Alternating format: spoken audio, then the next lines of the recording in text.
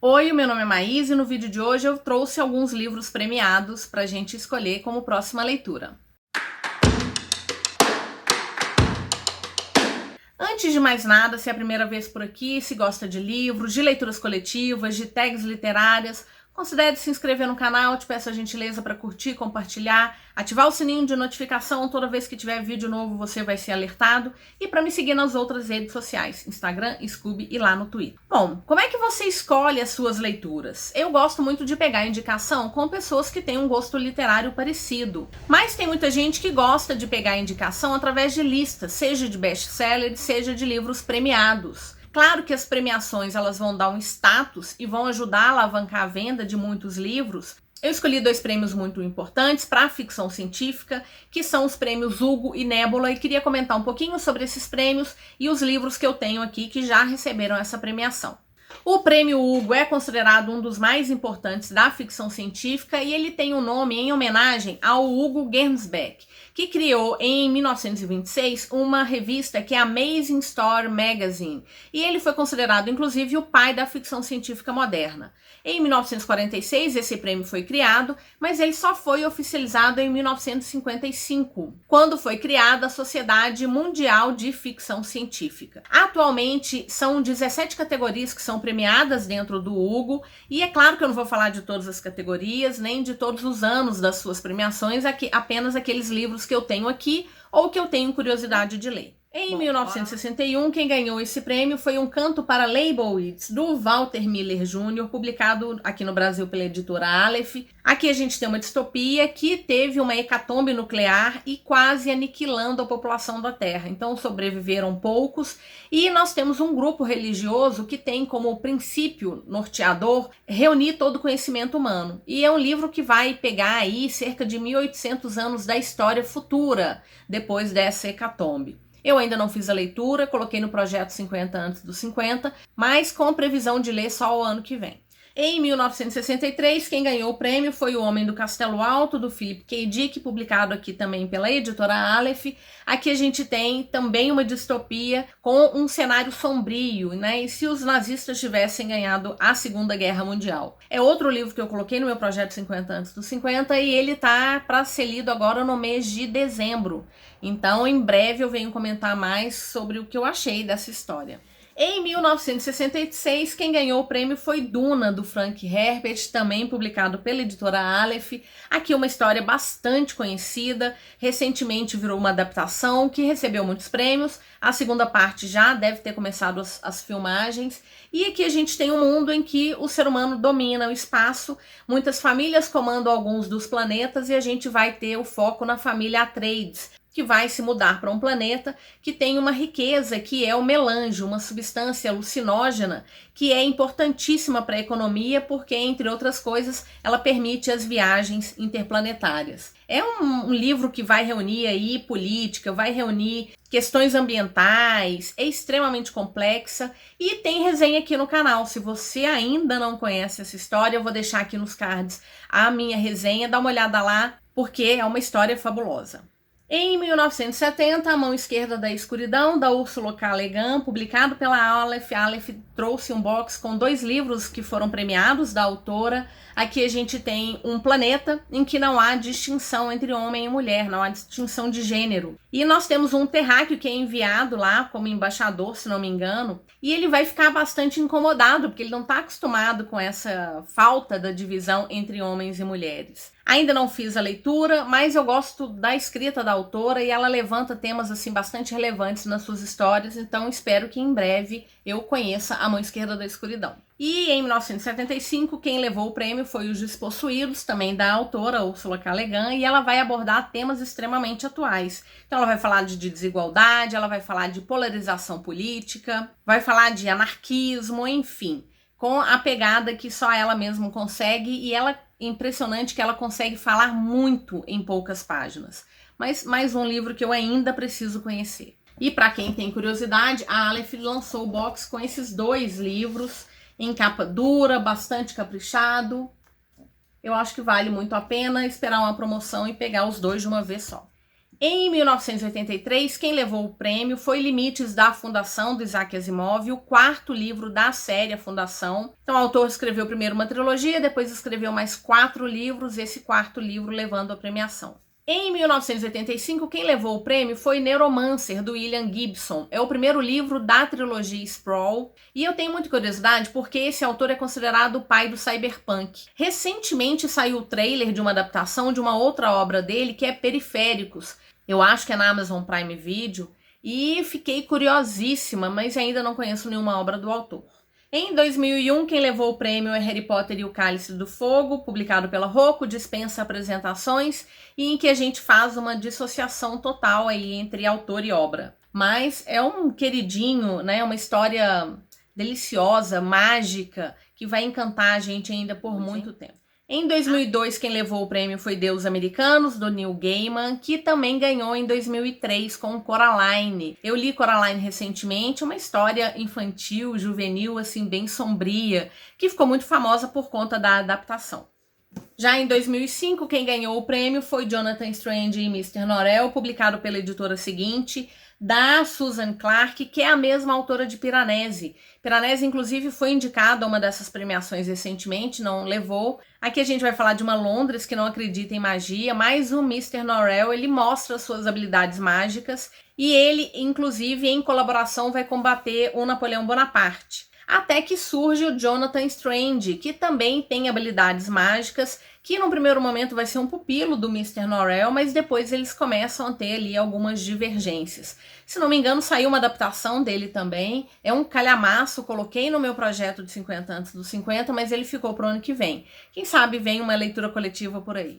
Em 2014, Justiça Ancilar, da Anne Leckie, publicado pela Aleph. Aqui a gente tem o primeiro livro de uma trilogia com muitas recomendações. Infelizmente, a editora não trouxe os outros 2 livros. É um livro de 2013, publicado aqui no Brasil em 2018. Então eu ainda tenho esperança de que a editora traga os outros 2. Porque é um livro que levou diversos prêmios e uma space opera. Gosto muito, quero conhecer, ainda não li, porque a gente fica aí na esperança de ter os outros 2 livros também. Em 2015, quem levou esse prêmio foi O Problema dos Três Corpos, o primeiro livro de uma trilogia. Eu já vi muita gente falando que ele é confuso, muita gente elogiando demais a trilogia. Eu ainda quero conhecer também, não tenho nenhum dos 3. Se não me engano, eu tenho o e-book do primeiro, mas eu quero conhecer em breve porque estou bastante curiosa.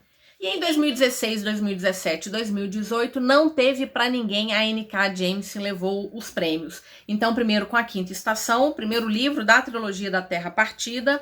Depois a gente tem O Portão do Obelisco, ganhando em 2017. E em 2018, O Céu de Pedra, a finalização da trilogia. Eu gosto muito dessa trilogia, fiz a leitura dela esse ano. E eu acho que a criatividade da Jemisin é impressionante, porque eu já li livros diferentes da autora e são mundos completamente diferentes, com sistemas de magia completamente diferentes.